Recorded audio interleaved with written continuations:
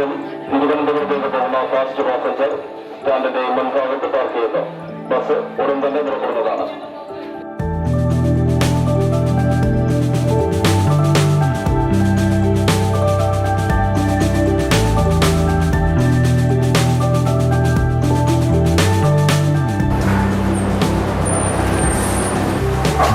ഒരു സോഡ നാരങ്ങ ഉപ്പ് വേണോ മധുരം വേണോ? രണ്ടും കൂടി ഇട്ടോ.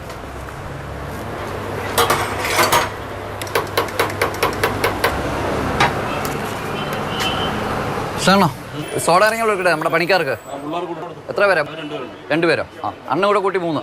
ശരി. ഇതാണോ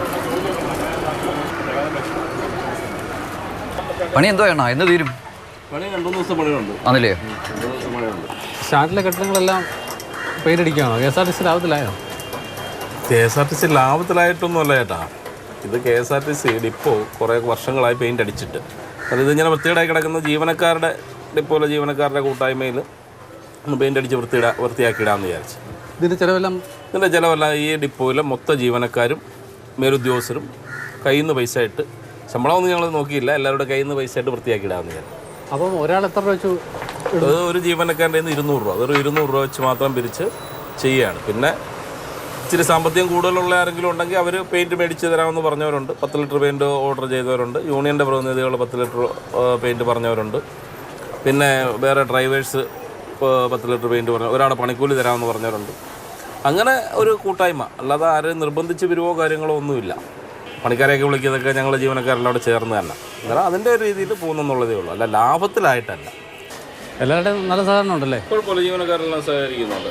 അതുകൊണ്ട് ആ വരുന്ന സാറ് തന്നെ ഒരാളെ പണിക്കൂലി തന്നതാണ്.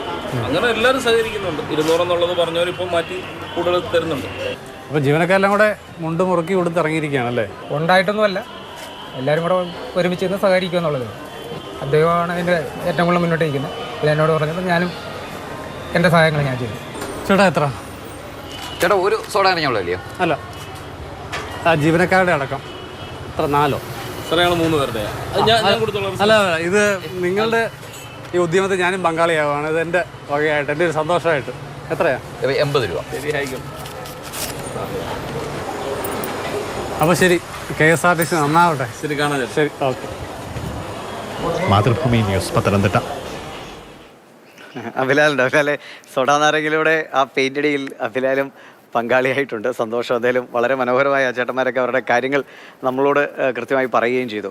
എന്തായാലും അഭിലാലിനും അറിയാവുന്നതാണ്, നമ്മുടെ നാട്ടിലെ എല്ലാവർക്കും അറിയാവുന്നതാണ്, നമ്മുടെ പൊതുസ്ഥലങ്ങളിൽ പലപ്പോഴും അത് വൃത്തിയാക്കി നോക്കുന്നതിൽ നമ്മൾ എന്താ പറയുക വളരെ പിന്നിലാണെന്ന കാര്യത്തിൽ യാതൊരു തർക്കവുമില്ല. അതിപ്പോൾ എത്രയൊക്കെ പെയിൻ്റ് അടിച്ചാലും ഉടനടി അവിടെ കാല് ചവിട്ടിയും തുപ്പിയും അല്ലേ ബബിൾഗം ഒട്ടിച്ചു വെച്ചും ഒക്കെ അതിനെ എങ്ങനെയൊക്കെ വൃത്തികേടാക്കാം പല രീതിയിൽ എന്ന് ആലോചിക്കുന്ന ഒരുപാട് ആളുകൾ നമ്മുടെ ചുറ്റുമുണ്ട്. അപ്പോൾ ഇവർ ഈ കഷ്ടപ്പെട്ട് പെയിൻ്റ് അടിക്കുന്നതിനെ അതുപോലെ നശിപ്പിക്കരുതേ എന്നാണ് ആദ്യം എൻ്റെ വ്യക്തിപരമായ ഒരു അഭ്യർത്ഥന അവിടെ എത്തുന്ന ആളുകളോട്. എന്തായാലും നല്ല കാര്യമാണ് അവർ ഈ ചെയ്യുന്ന അവരുടെ ബുദ്ധിമുട്ടുകൾ. അഭിലാലൊക്കെ തന്നെ KSRTC ജീവനക്കാരുടെ കുടുംബങ്ങളുടെയൊക്കെ ബുദ്ധിമുട്ടുകൾ ഒരുപാട് പങ്കുവച്ചിട്ടുള്ളതാണ്. അതിനിടയിൽ അവരുടെ ഈ മനസ്സ് സമ്മതിച്ചേ പറ്റൂ അല്ലേ?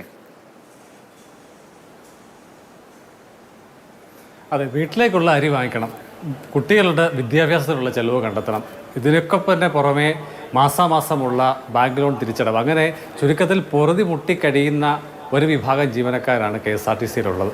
അങ്ങനെയുള്ള ആളുകൾ ഈ സാഹചര്യത്തിൽ പോലും, കാരണം കഴിഞ്ഞ മാസത്തെ ശമ്പളം ഈ ദിവസം വരെയും ലഭ്യമാകാത്ത സാഹചര്യത്തിലും അവരുടെ കൂട്ടായ ശ്രമം, അത് അവർ ജോലി ചെയ്യുന്ന സ്ഥാപനത്തോട് അവർ കാണിക്കുന്ന വലിയ ആത്മാർത്ഥതയും താല്പര്യത്തിൻ്റെ കൂടി തെളിവായി മാറിയിട്ടുണ്ട്.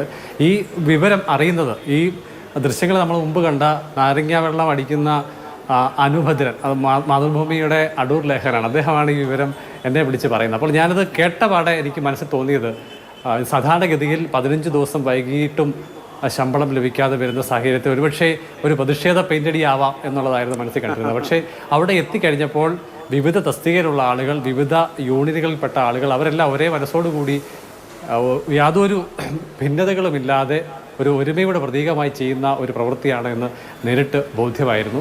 അങ്ങനെയാണ് ഇതൊരു വ്യത്യസ്തമായ രീതിയിൽ ഇതിനെ സമീപിക്കാൻ വേണ്ടി ആലോചിച്ചത് തന്നെ.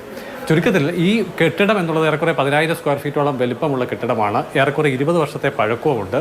തിരുവഞ്ചൂർ രാധാകൃഷ്ണൻ അടൂർ MLA ആയിരുന്ന കാലത്താണ് ഈ കെട്ടിടം നിർമ്മിച്ച് ഉദ്ഘാടനം ചെയ്യപ്പെടുന്നത്. അതിനുശേഷം ഇന്നേ വരെ മറ്റൊരവസരത്തിൽ ഈ കെട്ടിടത്തിൽ ഒരു കുമ്മായം പോലും തൂത്തിട്ടില്ല എന്നുള്ളതാണ്. അപ്പോൾ അത്രയ്ക്ക് വൃത്തിഹീനമായ ഒരു സാഹചര്യത്തിൽ ഇരുന്ന് ജോലി ചെയ്യുന്നു.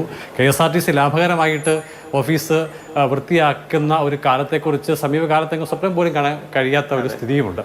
അങ്ങനെ ഇരിക്കെയാണ് പ്രതിസന്ധി ഘട്ടത്തിൽ ജീവനക്കാർ തീരുമാനിക്കുന്നു കെട്ടിടം ഒന്ന് മോടി പിടിപ്പിക്കാൻ നിറം പിടിപ്പിച്ച് മോടി പിടിപ്പിക്കുക എന്നുള്ള ആലോചന വരുന്നത്. 300ഓളം ജീവനക്കാരുള്ള ഒരു സ്ഥാപനമാണ് വിവിധ തസ്തികകളിലായിട്ട് ആ ഡിപ്പോയിൽ. അപ്പോൾ അങ്ങനെ അവർ കൂട്ടായി ആലോചിക്കുന്നു. അങ്ങനെ ഏറ്റവും ചുരുങ്ങിയ സംഭാവന എന്നുള്ളത് 200 രൂപയെന്ന് തീരുമാനിക്കുന്നു.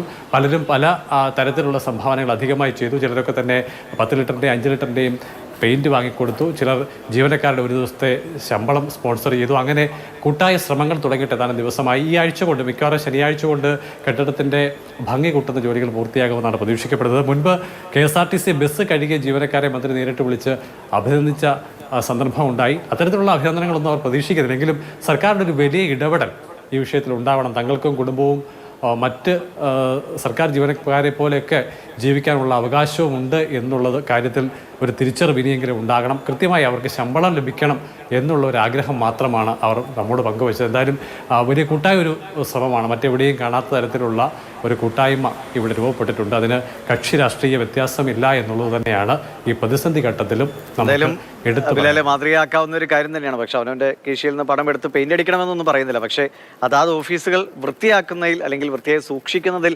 അതാത് ഇടങ്ങളിലെ ജീവനക്കാർക്ക് പങ്കുണ്ട്. അതിലൊക്കെ ഉപരിയായി അവിടെ എത്തുന്ന പൊതുജനങ്ങൾക്ക് അത് വൃത്തികേടാകാതെ ഇരിക്കാനുള്ള ഉത്തരവാദിത്വമുണ്ട്. അപ്പോൾ ഈ പെയിന്റ് അടിച്ച് മനോഹരമാക്കുന്ന അടൂർ ഡിപ്പോ കുറച്ചു കാലമെങ്കിലും ആ മനോഹാരിതയോടെ നിൽക്കട്ടെ എന്ന് പ്രതീക്ഷിക്കുകയാണ്. ശരി അഭിലാലെ.